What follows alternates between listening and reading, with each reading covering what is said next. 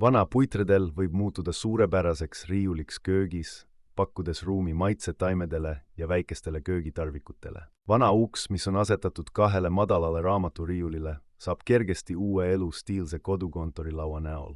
Vanast trepredelist saab praktilise ja dekoratiivse hoiukoha vannituppa, hoides korras rätikuid ja tualetttarbeid. Vanapuidust aknaluuk võib leida uue otstarbe vertikaalse raamaturiiulina, lisades ruumile nii funktsionaalsust kui ka stiili.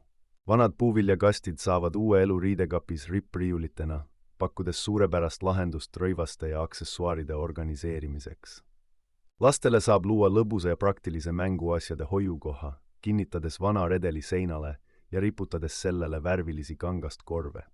Vana uks võib saada uue elu joogamattide ja tarvikute hoidjana, muutes koduse joogastuudio nii funktsionaalseks kui ka stiilseks. Vana kummut, millelt on eemaldatud sahtlid, saab uue elu esiku organiseerijana, pakkudes hoiuruumi mütsidele, kinnastele ja muudele esemetele. Õues saab vana redelit kasutada vertikaalse aiana, luues põneva ja ruumisäästliku lahenduse taimede kasvatamiseks.